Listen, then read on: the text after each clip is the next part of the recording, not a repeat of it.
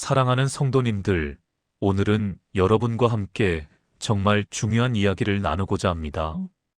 혹시 기도하실 때 이런 경험하신 적 없으십니까?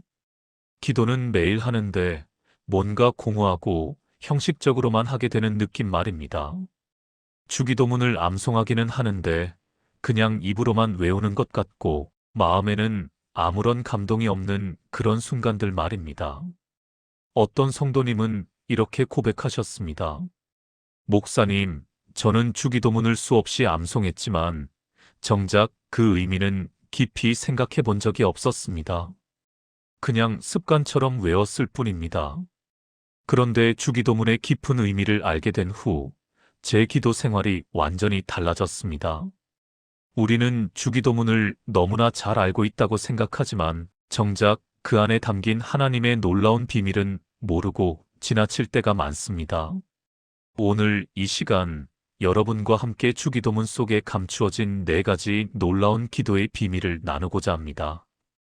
이 비밀을 알게 되면 여러분의 기도가 완전히 달라질 것입니다.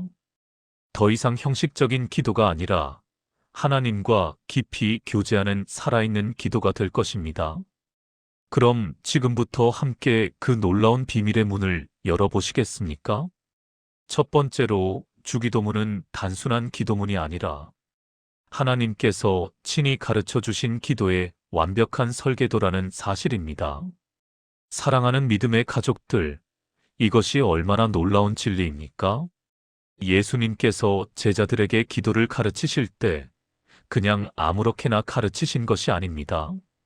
마태복음 6장 9절부터 13절 말씀을 함께 보시겠습니다.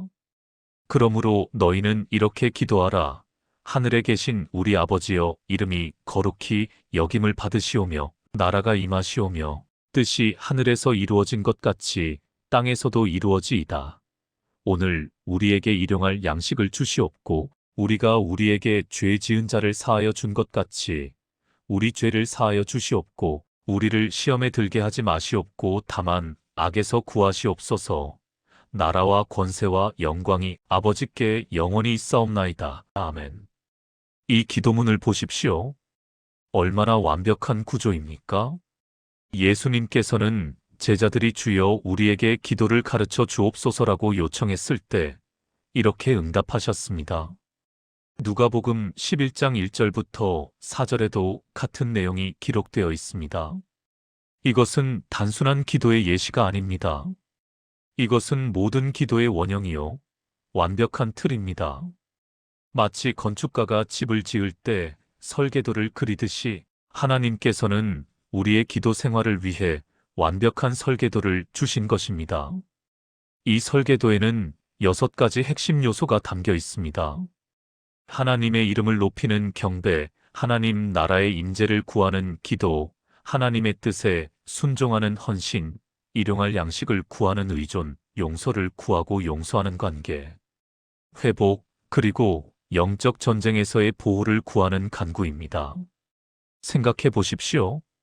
우리가 살아가면서 필요한 모든 것이 이 기도 안에 다 들어있지 않습니까? 하나님과의 관계, 물질적 필요, 인간관계, 영적 보호까지 모든 것이 포함되어 있습니다. 어떤 신학자는 이렇게 말했습니다. 주기도문은 성경 전체의 축소판이요, 모든 기도의 정수라고 말입니다. 정말 그렇습니다. 창세기부터 요한계시록까지 성경의 모든 메시지가 이 짧은 기도문 안에 압축되어 있습니다. 사랑하는 성도님들, 우리가 이 사실을 알 때 기도가 달라집니다. 더 이상 무엇을 기도해야 할지 막막해하지 않습니다.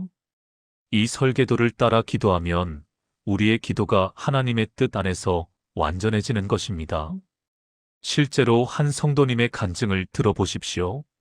저는 매일 아침 주기도문의 구조를 따라 기도하기 시작했습니다. 먼저 하나님을 높이고 그분의 나라를 구하고 그분의 뜻에 순종하며 필요를 아뢰고 용서를 구하고 보호를 간구하는 순서로 기도했습니다. 그랬더니 제 기도 생활이 완전히 달라졌습니다. 더 이상 중언부언하지 않고 핵심적이고 능력 있는 기도를 하게 되었습니다. 우리에게 필요한 것은 더 많은 기도 시간이 아니라 올바른 기도의 설계도입니다. 그 설계도를 하나님께서 이미 주기도문을 통해 주셨다는 것입니다. 두 번째로 주기도문의 첫 마디인 하늘에 계신 우리 아버지라는 표현 속에 담긴 놀라운 관계의 비밀입니다. 사랑하는 믿음의 가족들, 이 표현을 깊이 묵상해 보신 적 있으십니까? 예수님께서 기도를 가르치시면서 가장 먼저 하신 말씀이 바로 이것입니다. 하늘에 계신 우리 아버지요. 왜 하필 아버지라고 부르라고 하셨을까요? 당시 유대인들은 하나님을 부를 때 매우 조심스러워했습니다. 하나님의 이름을 함부로 부를 수 없었고 여호와라는 이름조차 직접 부르지 않고 아도나이 곧 주님이라고 불렀습니다. 그런데 예수님께서는 아버지라고 부르라고 가르치셨습니다. 이것이 얼마나 혁명적인 가르침인지 아십니까? 로마서 8장 15절에서 사도 바울은 이렇게 말씀하셨습니다. 너희는 다시 무서워하는 종의 영을 받지 아니하고 양자의 영을 받았으므로 우리가 아빠 아버지라고 부르짖느니라. 여기서 아빠는 아람어로 아빠인데 이것은 어린아이가 아버지를 부를 때 쓰는 가장 친밀한 호칭입니다. 마치 우리말로 아빠라고 부르는 것과 같습니다. 생각해 보십시오. 전능하신 하나님, 우주 만물을 창조하신 그분을 우리가 아빠라고 부를 수 있다는 것입니다. 이것이 바로 예수 그리스도를 통해 우리에게 주어진 특권입니다. 요한복음 1장 12절 말씀을 보십시오. 영접하는 자, 곧 그 이름을 믿는 자들에게는 하나님의 자녀가 되는 권세를 주셨으니 우리는 더 이상 종이 아닙니다. 하나님의 자녀입니다. 그런데 여기서 중요한 것이 또 있습니다. 우리 아버지라고 했다는 것입니다. 나의 아버지가 아니라 우리 아버지입니다. 이것은 무엇을 의미합니까? 기도는 개인적인 것이지만 동시에 공동체적이라는 것입니다. 우리는 혼자가 아닙니다. 전 세계의 모든 믿는 자들이 함께 하나님을 아버지로 모시고 있는 것입니다. 에베소서 2장 19절 말씀처럼 너희는 외인도 아니요 나그네도 아니요 오직 성도들과 동일한 시민이요 하나님의 가족입니다. 어떤 성도님이 이런 간증을 하셨습니다. 저는 평생 하나님을 두려운 심판자로만 생각했습니다. 기도할 때마다 벌벌 떨며 용서를 빌기에 급급했습니다. 그런데 주기도문의 하늘에 계신 우리 아버지라는 표현의 의미를 깨닫고 나서 제 기도가 완전히 달라졌습니다. 이제는 사랑하는 아버지께 달려가는 자녀처럼 기도합니다. 더 이상 두렵지 않고 오히려 기도 시간이 기쁨이 되었습니다. 우리가 누구에게 기도하는지 아는 것이 얼마나 중요합니까? 우리는 무서운 심판자가 아니라 사랑 많으신 아버지께 기도하는 것입니다. 그것도 하늘에 계신 전능하신 아버지께 말입니다. 이 땅의 아버지들은 때로 연약하고 실수하고 우리를 실망시킬 수 있습니다. 그러나 하늘에 계신 우리 아버지는 완벽하십니다. 마태복음 7장 11절에서 예수님께서 이렇게 말씀하셨습니다. 너희가 악한 자라도 좋은 것으로 자식에게 줄 알거든 하물며 하늘에 계신 너희 아버지께서 구하는 자에게 좋은 것으로 주시지 않겠느냐. 사랑하는 성도님들, 이 진리를 붙드십시오. 우리가 기도할 때마다 우리는 사랑 많으신 아버지의 품으로 달려가는 것입니다. 그분은 우리를 기다리고 계십니다. 마치 탕자의 비유에서 아버지가 돌아오는 아들을 기다렸던 것처럼 말입니다. 세 번째로 뜻이 하늘에서 이루어진 것 같이 땅에서도 이루어지이다라는 기도 속에 담긴 순종과 헌신의 비밀입니다. 사랑하는 믿음의 가족들, 이 대목에서 많은 성도님들이 오해하시는 부분이 있습니다. 하나님의 뜻이 이루어지기를 기도한다는 것이 무엇을 의미합니까? 많은 분들이 이렇게 생각하십니다. 아, 하나님의 뜻대로 되게 해달라고 기도하는 것이구나. 물론 틀린 말은 아닙니다. 그런데 이것보다 더 깊은 의미가 있습니다. 이것은 단순히 하나님의 뜻이 이루어지기를 바라는 소원이 아니라 내가 하나님의 뜻을 이루는 도구가 되겠다는 헌신의 고백입니다. 마태복음 26장 39절에서 예수님께서 겟세마네 동산에서 기도하실 때 이렇게 말씀하셨습니다. 내 아버지여, 만일 할만하시거든 이 잔을 내게서 지나가게 하옵소서. 그러나 나의 원대로 마시옵고 아버지의 원대로 하옵소서. 이것이 바로 진정한 기도의 자세입니다. 나의 뜻을 내려놓고 하나님의 뜻을 받아들이는 것입니다. 그것도 마지못해 받아들이는 것이 아니라 기쁨으로 받아들이는 것입니다. 왜냐하면 하늘에서는 하나님의 뜻이 완벽하게 이루어지고 있기 때문입니다. 하늘에서는 모든 천사들과 성도들이 하나님의 뜻에 완전히 순종하며 살아갑니다. 그곳에는 불평도 없고 반항도 없고 오직 하나님을 찬양하고 경배하는 일만 있습니다. 그런데 이 땅은 어떻습니까? 죄로 가득하고 하나님의 뜻을 거역하는 일들로 넘쳐납니다. 그래서 우리는 기도합니다. 하늘에서 이루어지는 것처럼 이 땅에서도 하나님의 뜻이 이루어지게 해달라고 말입니다. 그런데 이것이 어떻게 이루어집니까? 바로 우리를 통해서 이루어지는 것입니다. 시편 40편 8절 말씀을 보십시오. 나의 하나님이여, 내가 주의 뜻 행하기를 즐거워하오니 주의 법이 나의 심중에 있나이다. 우리가 하나님의 뜻을 행하기를 즐거워할 때 하나님의 뜻이 이 땅에서 이루어지는 것입니다. 어떤 성도님의 간증을 들어보십시오. 저는 오랫동안 제 뜻대로 살았습니다. 기도할 때도 하나님께 제 뜻을 이루어 달라고만 요구했습니다. 그런데 주기도문의 이 부분을 묵상하면서 깨달았습니다.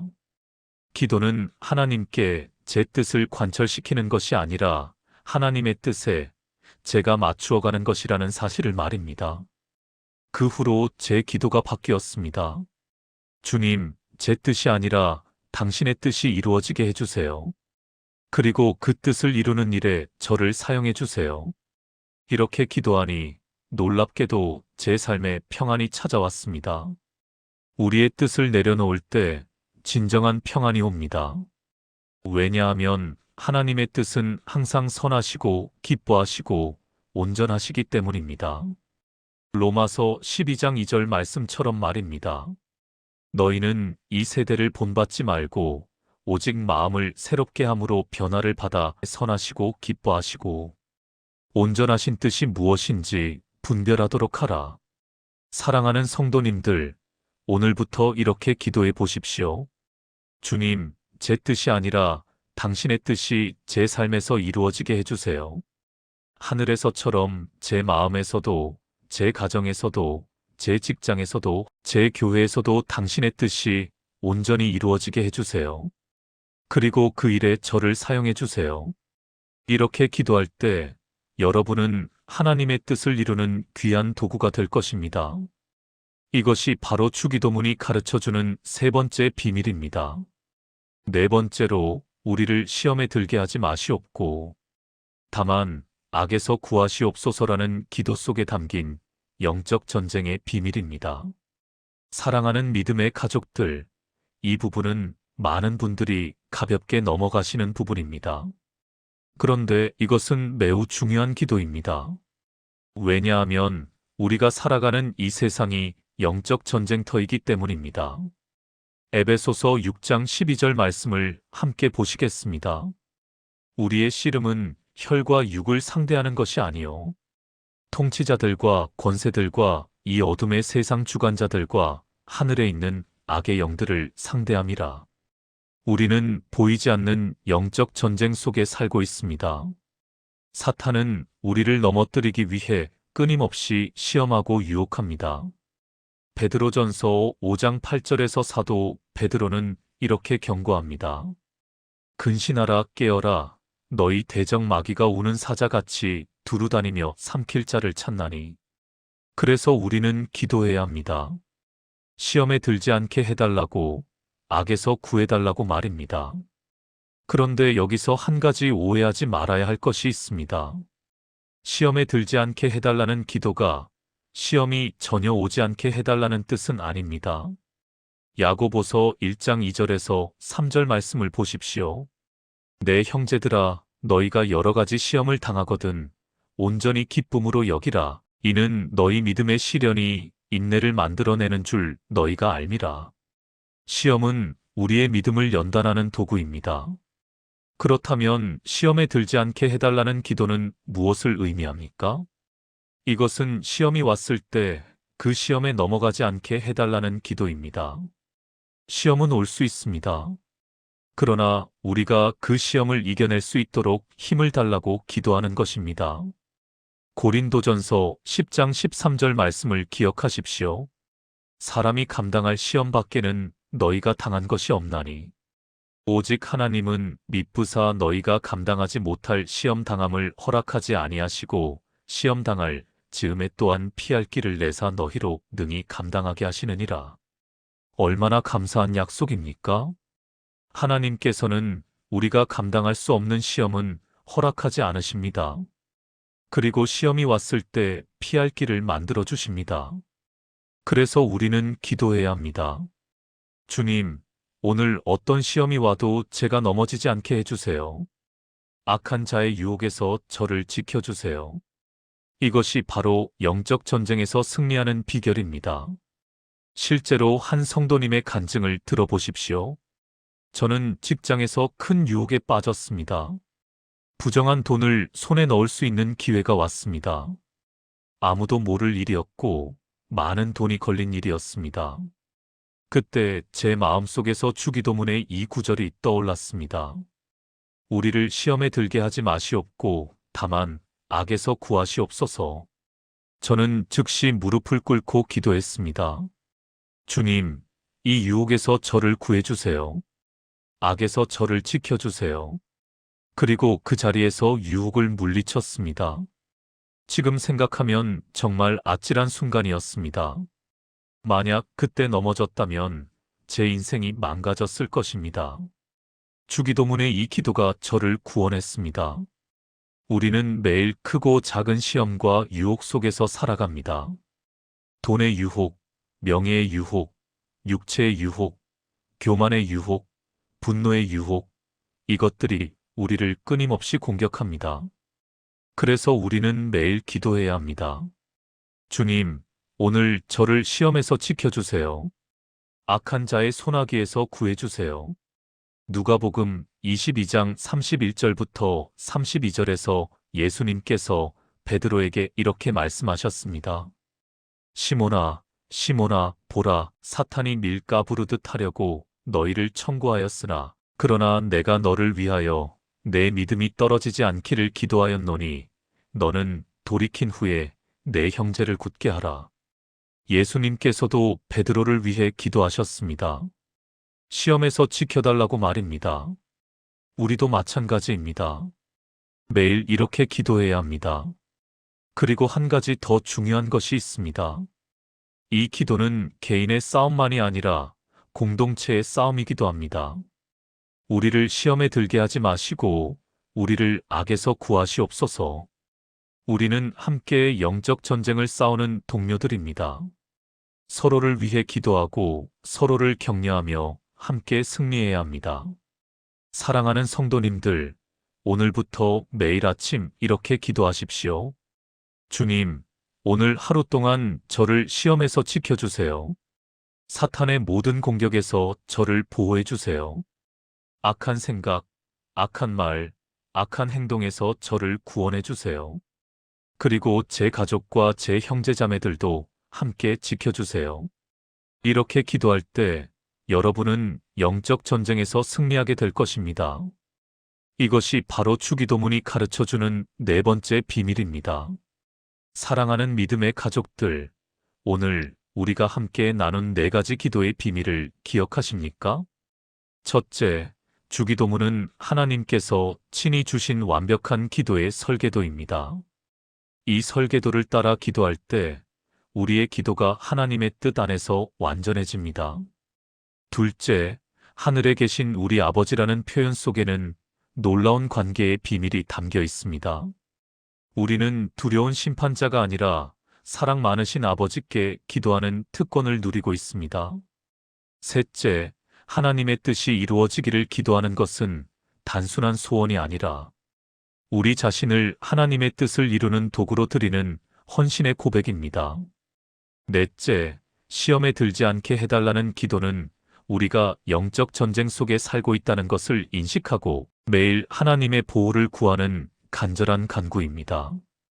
이 네 가지 비밀을 알고 기도할 때 여러분의 기도 생활이 완전히 달라질 것입니다. 더 이상 형식적이고 공허한 기도가 아니라 하나님과 깊이 교제하는 살아있는 기도가 될 것입니다. 주기도문은 단순히 암송하는 문구가 아닙니다. 이것은 우리 삶 전체를 하나님께 드리는 헌신의 고백이요, 하나님과의 친밀한 교제의 통로입니다. 오늘부터 주기도문을 새로운 눈으로 바라보십시오. 한 구절 한 구절 묵상하며 기도하십시오. 그리고 그 안에 담긴 하나님의 놀라운 사랑과 지혜를 발견하십시오. 여러분께서 오늘 이 말씀을 들으시고 은혜를 받으셨다면 좋아요 버튼을 눌러주시고 댓글로 여러분의 간증을 나누어 주십시오. 여러분의 기도 생활이 어떻게 변화되었는지, 주기도문을 통해 어떤 은혜를 받으셨는지 함께 나누어 주시면 감사하겠습니다.